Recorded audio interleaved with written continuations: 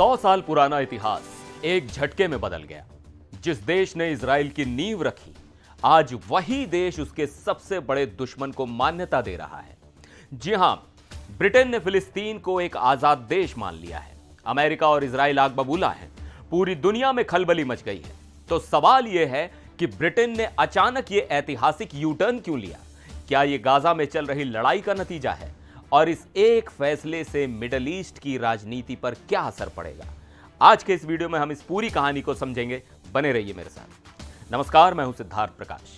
तो खबर यह है कि ब्रिटिश प्रधानमंत्री कीर स्टारमर ने ऐलान कर दिया है कि यूनाइटेड किंगडम यानी यूके अब से फिलिस्तीन को एक देश के तौर पर मान्यता देता है।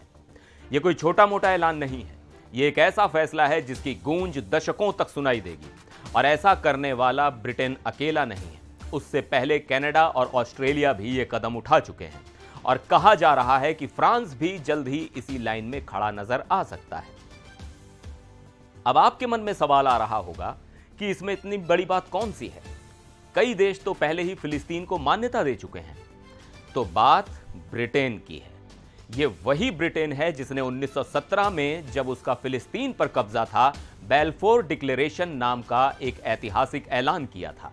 इस ऐलान में ब्रिटेन ने वादा किया था कि वो फिलिस्तीन की जमीन पर यहूदी लोगों के लिए एक नेशनल होम यानी एक देश बनाने में मदद करेगा। इसी वादे के आधार पर आगे चलकर इजराइल बना। तो सोचिए, जिस देश ने इजराइल के जन्म की नींव रखी, आज वही देश फिलिस्तीन को भी एक देश का दर्जा दे रहा है। ये एक तरह से 100 साल पुरानी कहानी को एक नया मोड़ देने जैसा है। और मजे की बात यह है कि उस ऐलान में एक और बात लिखी थी, वो ये कि यहूदी देश बनाते समय वहां पहले से रह रहे गैर यहूदी लोगों यानी फिलिस्तीनियों के नागरिक और धार्मिक अधिकारों को कोई नुकसान नहीं पहुंचाया जाएगा। लेकिन ब्रिटेन के ही deputy prime minister David Lammy मानते हैं कि पिछले कई दशकों से इस दूसरी शर्त को पूरी तरह नजरअंदाज किया गया और ये एक ऐतिहासिक नाइंसाफी है जो आज तक जारी है। फिलिस्तीनी मिशन के हेड हुसाम जोमलोट ने तो यहां तक कहा कि ब्रिटेन आज अपनी 108 साल पुरानी गलती को सुधार रहा है। जाहिर है, इस फैसले से हर कोई खुश नहीं है। सबसे ज्यादा नाराज हैं अमेरिका और इजराइल। ब्रिटेन के इस ऐलान से कुछ ही दिन पहले अमेरिकी राष्ट्रपति डोनाल्ड ट्रंप ने यूके का दौरा किया था और साफ साफ कहा था कि वो इस प्लान से सहमत नहीं है। इजराइल और अमेरिका का तर्क क्या है? उनके दो बड़े पॉइंट्स हैं। पहला, वो कहते हैं कि ये हमास और आतंकवाद को इनाम देने जैसा है। 7 अक्टूबर 2023 के हमलों के बाद ऐसा करना गलत है। और दूसरा, वो इसे एक खोखला कदम बता रहे हैं। उनका कहना है कि फिलिस्तीनी लोग खुद दो हिस्सों में बटे हैं, वेस्ट बैंक और गाजा। उनकी कोई एक राजधानी नहीं है। ऐसे में उन्हें देश मानना सिर्फ एक दिखावा है। हालांकि ब्रिटिश पीएम कीर स्टारमर ने साफ किया है कि भविष्य के फिलिस्तीनी राज्य में हमास की कोई जगह नहीं होगी और हमास को 7 अक्टूबर को बंधक बनाए गए सभी इजरायली लोगों को छोड़ना ही होगा। तो ब्रिटेन ने यह फैसला अब क्यों लिया? यह सबसे बड़ा सवाल है। ब्रिटेन हमेशा से 2 स्टेट सॉल्यूशन यानी इजराइल के साथ एक आजाद फिलिस्तीनी राज्य का समर्थक रहा है। लेकिन उसकी पॉलिसी हमेशा यह थी कि फिलिस्तीन को मान्यता शांति समझौते के बाद दी जाएगी, पहले नहीं। तो अब ऐसा क्या हुआ कि उन्होंने अपनी पॉलिसी बदल दी?